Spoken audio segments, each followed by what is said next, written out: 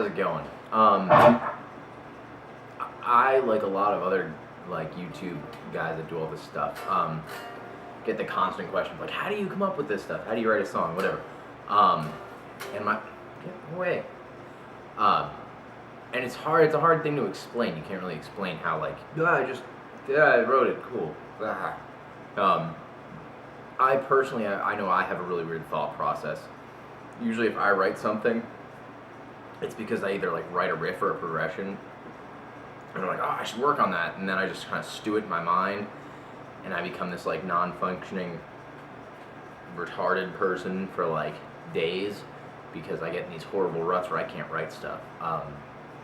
And it's not a constant thing. I'm not always writing new material because usually I'm just angry because I can't write anything, or I'll come up with a cool riff and then I'll spend days working on it. I won't be able to come up with anything. And I'll just be, ask my girlfriend. I'm pissed off quite often, especially on my days off, because I'll be like, oh, I'm gonna get something done today, and I can't. So it's not like there's a constant flow of music. I mean, there's always music going through my head, but it's not like there's a constant flow of, song ideas. I'm just like, oh, I'll bust this out. But today is one of the few days where I feel like I'm on top of something. So I figured instead of sitting here and trying to be like, oh, well, I do this, and then I theoretically think about how I build this chord and whatever, I'm just going to show you really like what I think about when I'm recording something. I'm recording a new 6-string song, and I've decided I'm going to name the song Mars Needs Cheerleaders, because the first riff that I messed around with kind of sounded like an Alien kind of riff, and I was like, that's cool. And it was a Zombies Ate My Neighbors level. The first riff, I'll at least play the first riff. Also, I got a new, I don't know if you can see that very well, but I got a new DiMarzio Pro Track neck pickup in there, which is amazing. But the first riff first riff I had going is a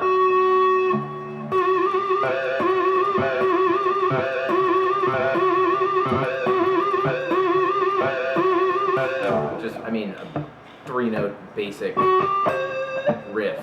I just turned off my tone knob and doing a little warble with my my tremolo there. And then the other riff that had my idea that sparked this whole thing was a progression I came up with a while ago. That's a super, super poppy, like radio progression. And I kept thinking like I'm never going to use this because it sounds like something for a radio metal band. But riff was.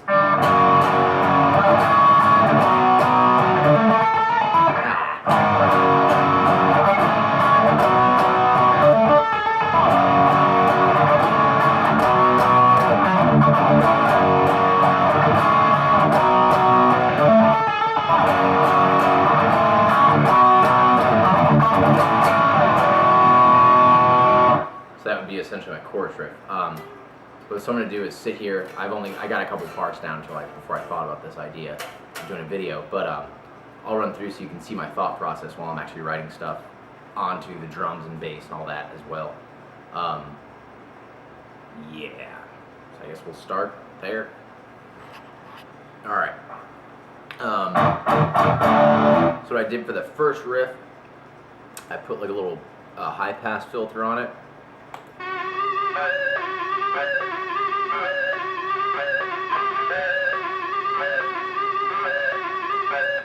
Then I went through, re-recorded it, the same riff, but without the filter, and my normal lead channel like I showed you guys before. And I decided to put a progression underneath it. Sorry, I just ate a bunch of food. Sounds like this now. Just for the progression. Sounds like a generic, like, nu metal kind of progression. But for some reason it kind of fits there, and it's just kind of the intro of the song, so it's kind of grabbing, but it's like...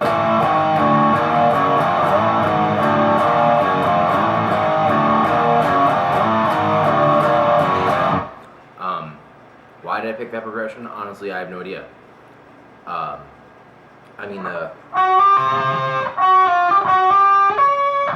It's not really a very distinctive riff, and to be completely honest, there was no idea behind it. That was just the first thing I played. I was like, oh yeah, it sounds metal.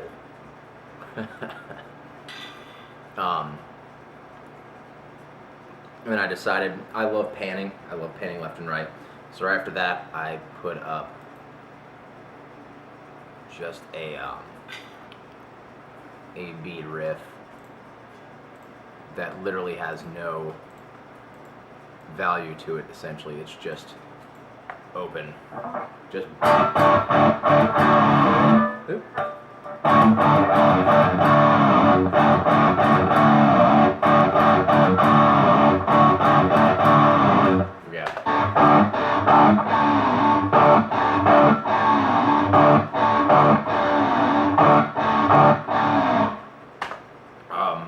So now I actually have to get into the song.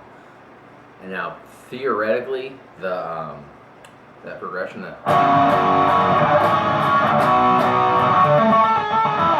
that's in D major. So I'm probably gonna generally stick around D major. I'm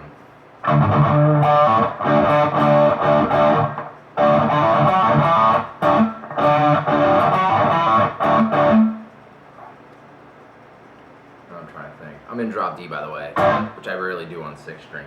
I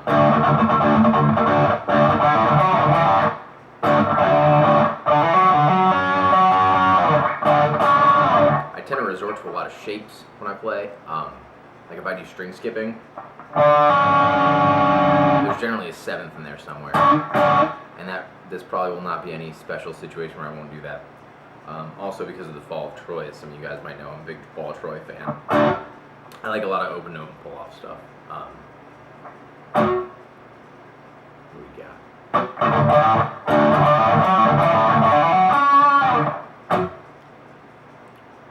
See, and that feels like there should be a jump in there.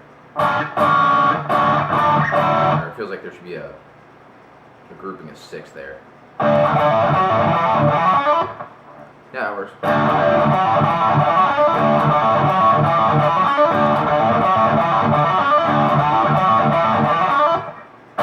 I do, like I said, I do a lot of shape idea stuff. I mean, this right now I'm just going off straight up D major.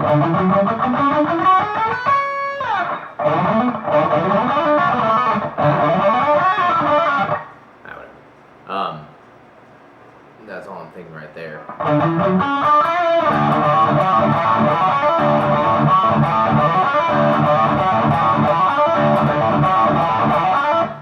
But I can't just keep playing that over and over again. I'll probably throw a chord in there.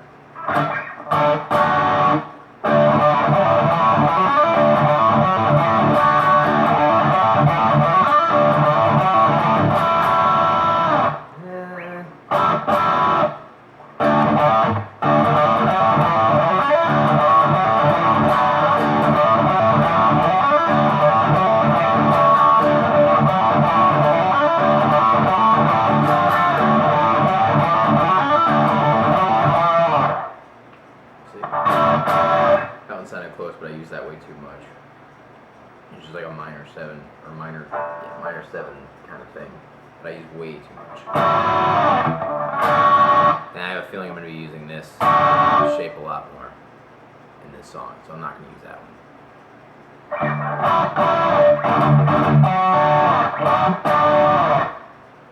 I like 6s. Ooh.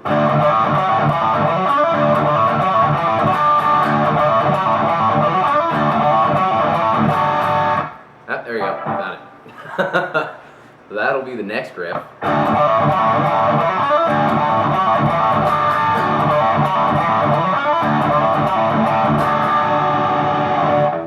sure I'll use that again.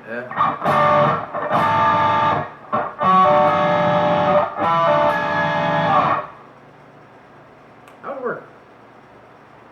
And then I'll probably use that afterwards. So we'll do that.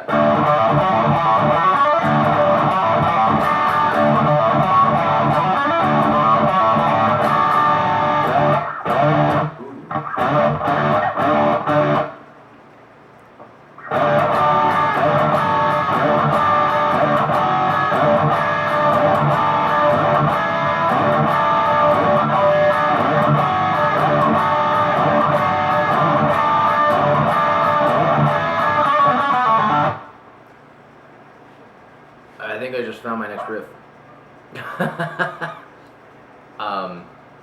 I guess that's a good example of how my brain works. And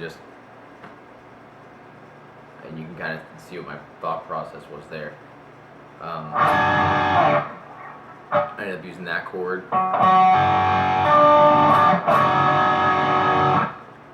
which ended up leading into the next riff, which I tend to do a lot, having riffs leading into each other, which I don't know if other people do that. A buddy of mine, Kit, who's actually the guy that got me into doing all these YouTube videos, he used to say that's one of the things that he likes about the way I write, is that there's always like a precursor, like, hey, it's gonna come on later. Yeah, so I'll do that.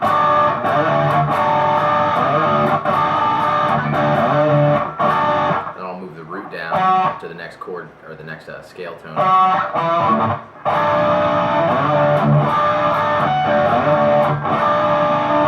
that whole riff you got?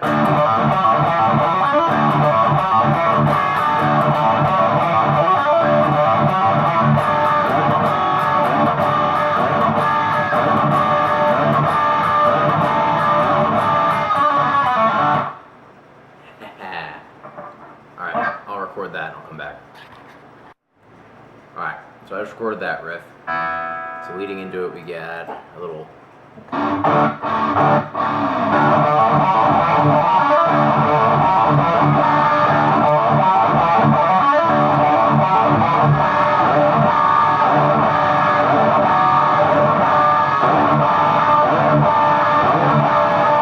whatever. And then it's got that little run at the end.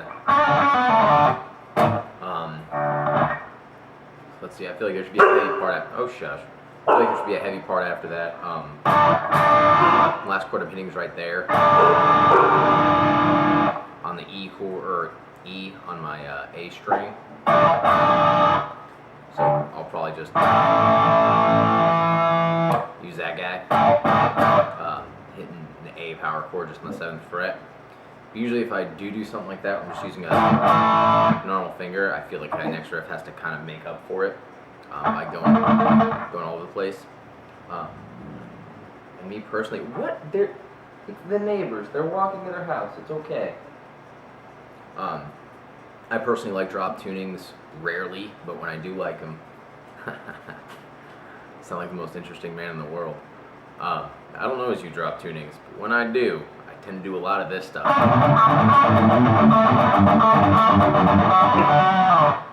A little jumping back and forth between the two Ds. So I'll probably do something like... I like thirds. Everyone likes thirds. They just sound good. Thirds just they don't not sound good. That's every arpeggio is based off of, for the most part, the basis of every chord. I mean, I guess I'll talk about thirds for a second. I feel like thirds are under and overappreciated at the same time.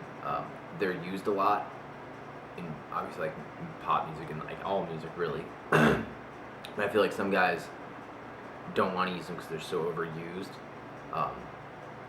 It's one of those things that's overused for a reason. It's overused because it sounds amazing. Thirds always sound good. I mean, I'm playing that. That's not even a chord. That's just a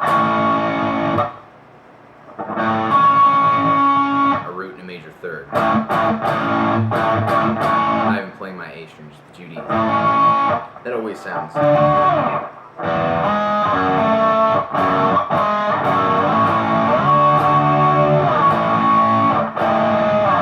Always sounds good. So I use them a lot when I'm in drop tunings. So I'll probably do something.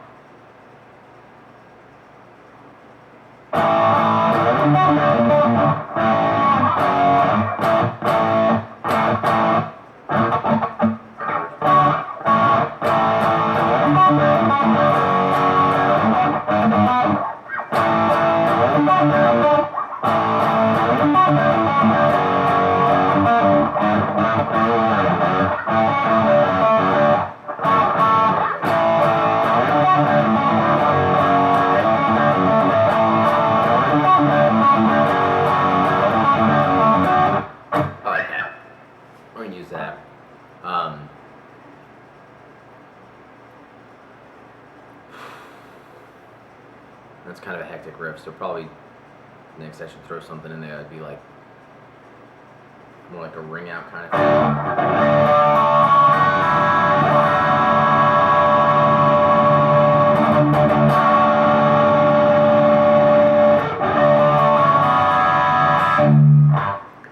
I like the sound of having those top two strings ring out. It sounds really open.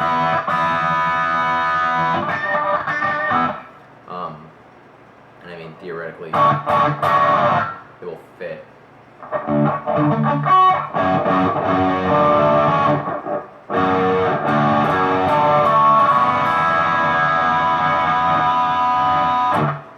Yeah, I like that. Yeah.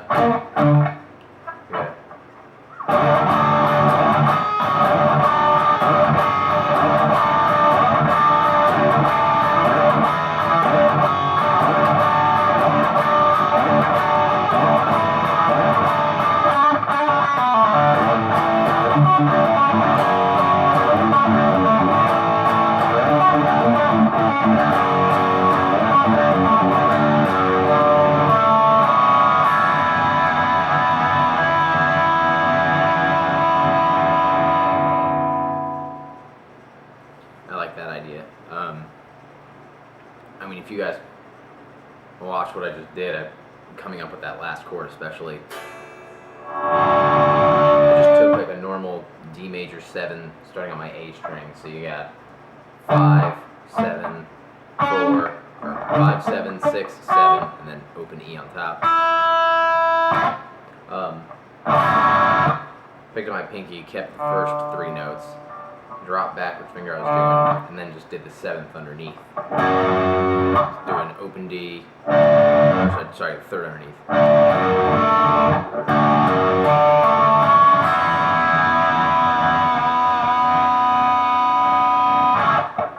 Which will lead into our next riff, which I feel like has to be a melody.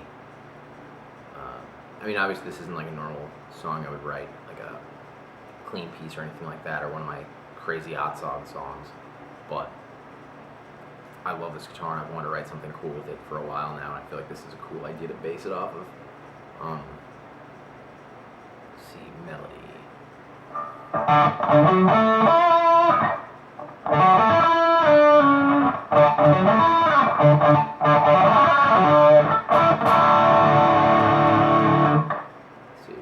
We are talking about aliens, so I should probably do some weird alien sounding stuff and spacey stuff.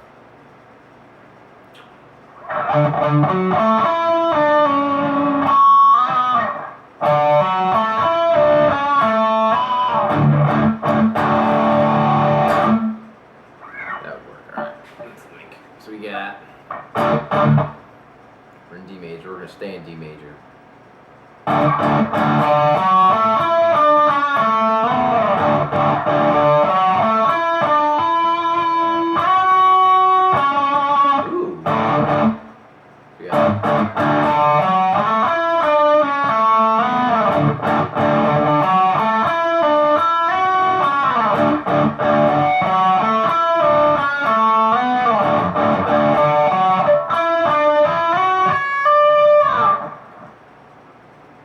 I really like that.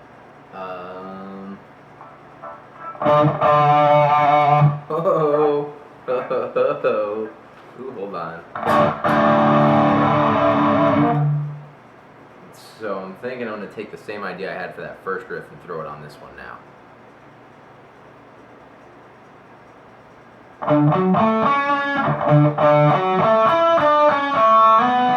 To me that's a nice melody. If there's a singer singing that, it sounds pretty nice.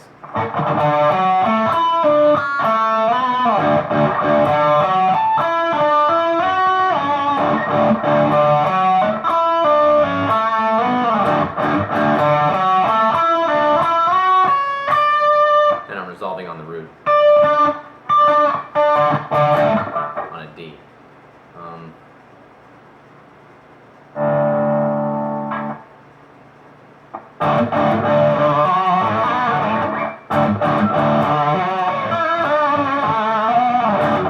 I'm on a rhythm channel, that's why.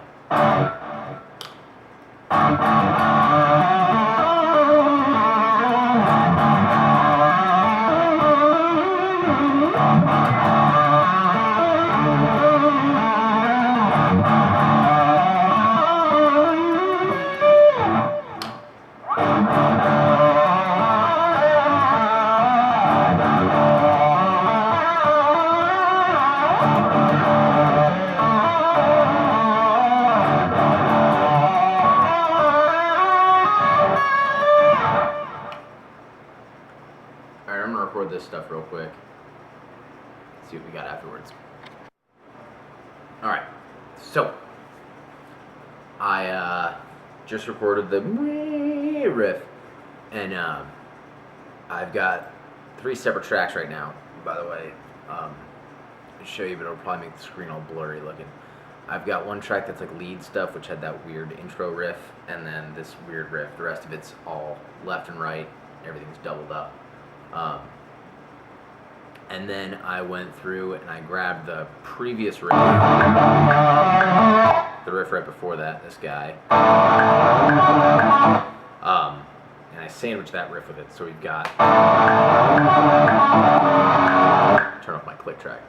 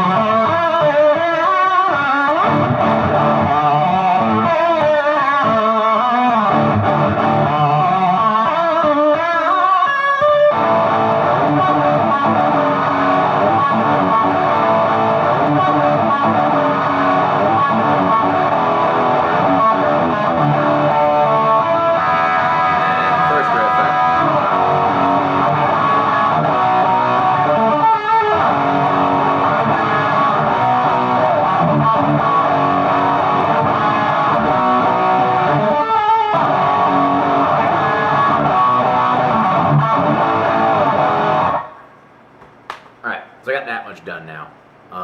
So I'm gonna go through, and this is the fun part. I'm gonna go through and kind of reorganize some of this stuff. So at this point, I've got, what is this, 1 minute and 45 or so seconds of music. So I'm gonna reorganize some of this stuff. I feel like there should be another riff in there somewhere. I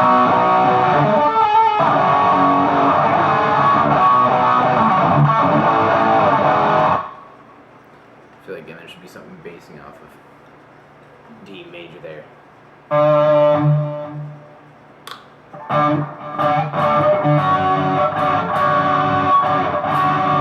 Love that chord voicing way too much.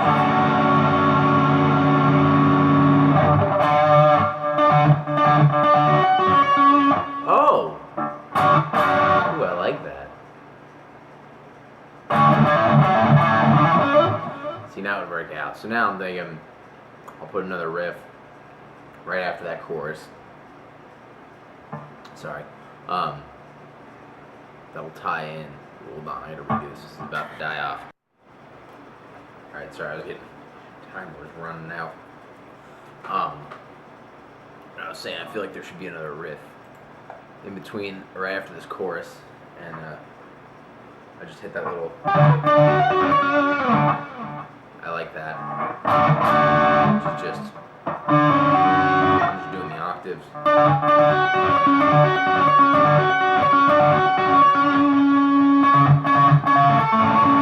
Ooh. So I'm technically doing the whole chord there. Just a D major 7. The first tapping thing, I'm doing the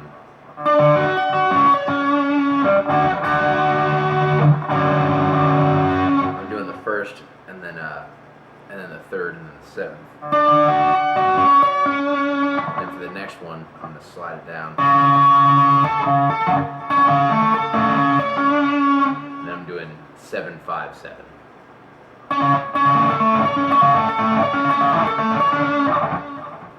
I'll tell you right now exactly how this is gonna go. That riff just planted the rest of this in my head. I'm gonna have that riff go right after this, after that chorus riff. Then I'm probably gonna fill it back in with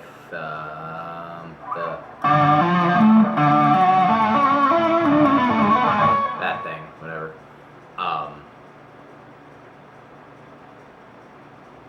Maybe I'll fit the first riff, or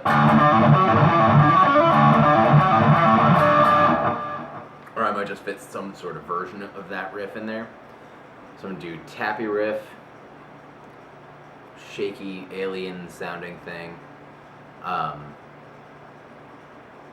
Then probably that, an inversion of the riff, or maybe something along those lines. But then I'm gonna finish it off with the chorus, or the tapping riff back into the chorus again. So the tapping riff's gonna be going on right at the end of this chorus, and then right before the next one, and then I'll close it off with that tapping riff, and I'll have that fade out, if that made sense. Hold on, let me track that real quick and see what happens. Alright, I just stopped myself because I started getting carried away a little bit. Alright. So here's what I did.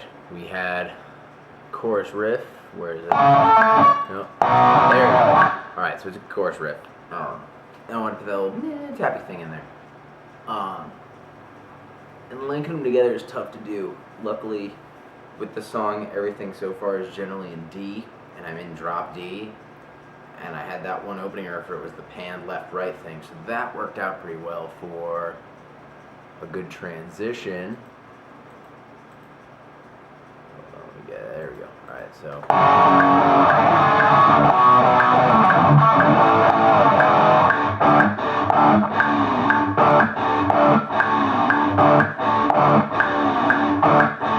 To tap.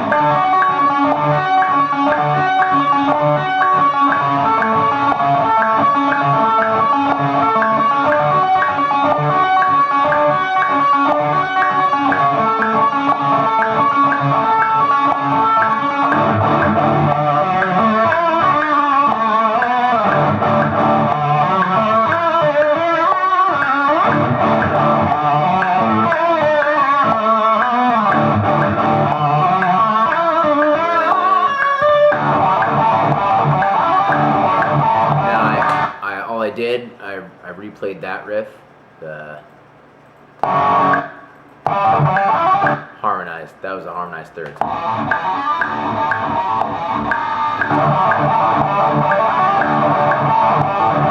More thirds, because they're easy and they sound amazing. So now I'm at almost 3 minutes, and generally I try to, like songs like this, I try to cut off around 3.5 minutes or so, because that's when they start getting long and pretentious and annoying.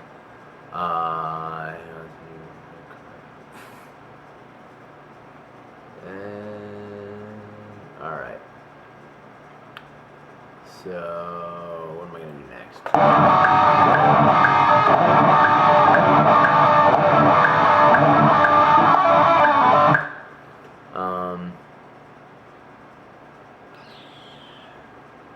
So I need to figure out how to connect this. So eventually, my end goal is to get back to this riff. Which I should just copy and paste it right now. Oop.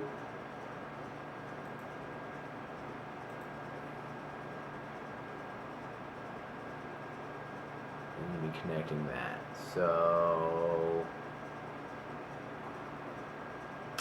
how are we going to do this? We have the ending riff.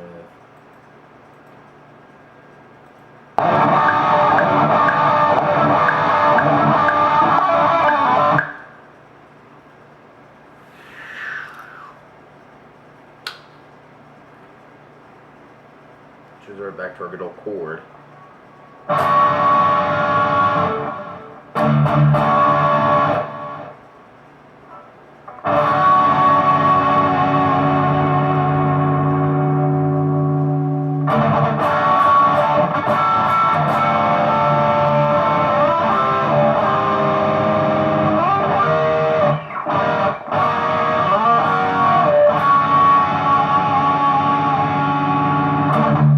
That works. Alright, so what I'm thinking, we'll just do that progression, because that works pretty well. So just doing 1, 3, and then we're going back to a minor third off the root, or we're going major. So we're going major on 1, minor on the major third, down a half step, and then to a minor. So you got.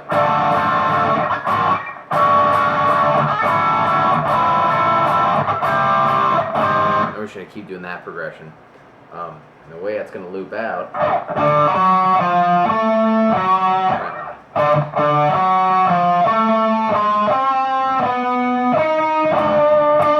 We'll eventually get back to D major, which feeds us right back into that riff. Let's try and record it.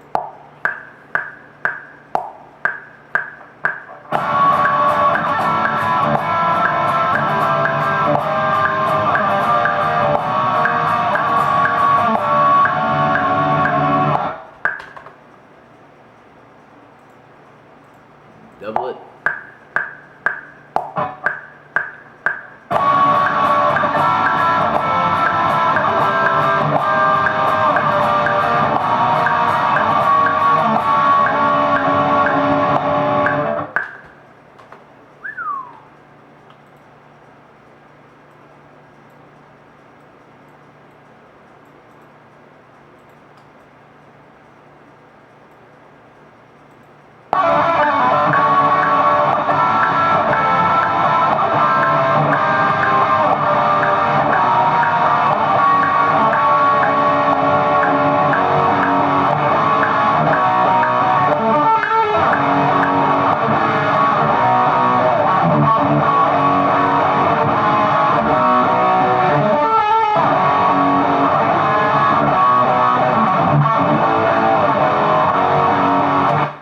So now we've doubled that last chorus, brings us right about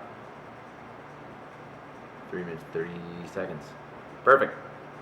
So what I'm going to do is for an outro riff, I'm just going to do that thing I was doing before, the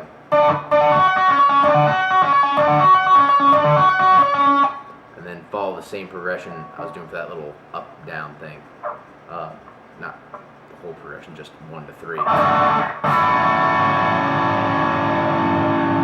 Then maybe down to 2. So we're going to do.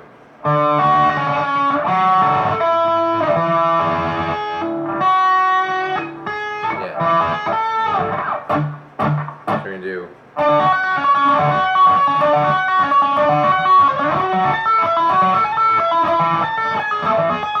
Yeah. So.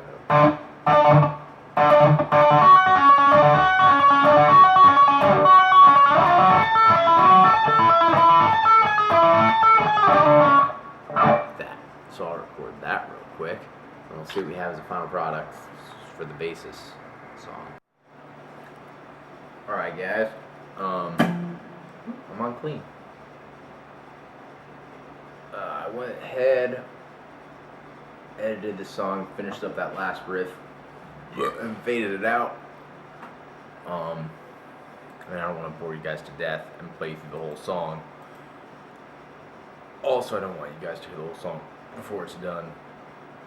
Oh God, sorry. I always burp a lot after I eat. But now, my problem is... I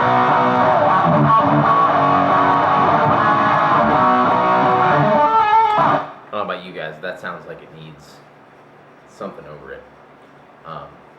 Like I said originally, that's a progression I figured would be like a pop metal, woo, rockin' kind of chorus.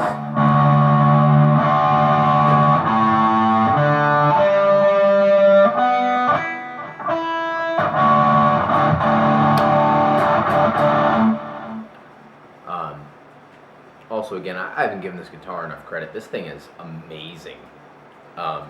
This Chapman ML1, the natural one, and apparently the finished ones sound somewhat different than the natural one. This guitar is, I mean, this has become one of my favorite, if not the favorite, 6-string guitar I've played besides like a Sir and like stuff of that caliber. I mean, this thing is phenomenal. I'm amazed how easy it is to set up,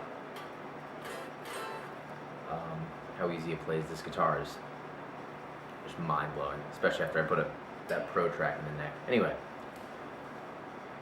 back to mindlessly promoting Chapman guitar, or away from promoting Chapman guitars. All right, so you got that progression.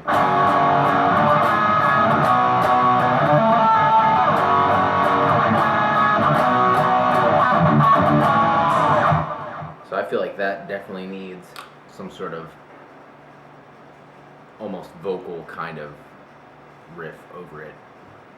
I mean, theoretically, it'd sound best if there's vocals over it, but I'm not gonna sing.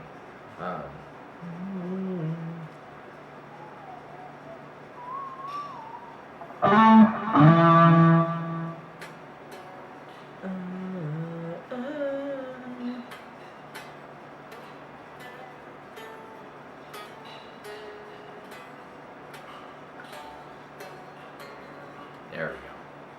Something else I'll do if I'm on like something like this, or I'm trying to think of a vocal riff, I'll literally sing it. And I tend to really like, for some reason, like the little like, I don't know, like late hit notes. I don't know how to explain it. Like the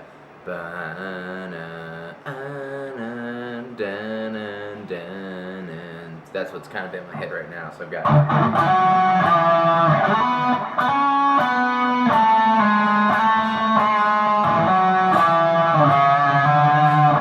something along those lines. Well, let's see what happens. This is something that'll probably take me a minute because I hate most of the time I do this stuff.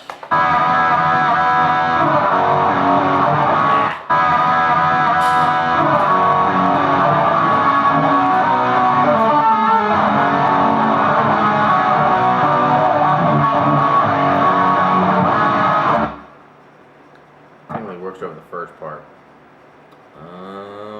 So the second half of it.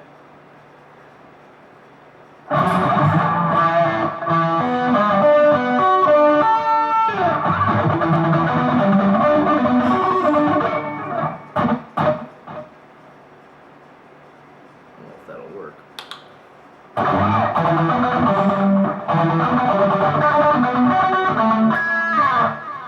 I'm gonna try that. I'm gonna try doing a fifths kind of thing over it. We'll see what happens.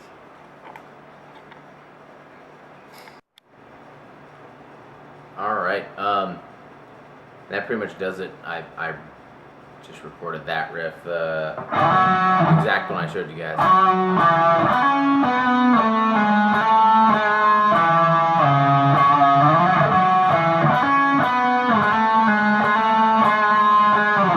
I did a little Imogen Heap vocal melody, doing like a fifths, thirds thing. That's it.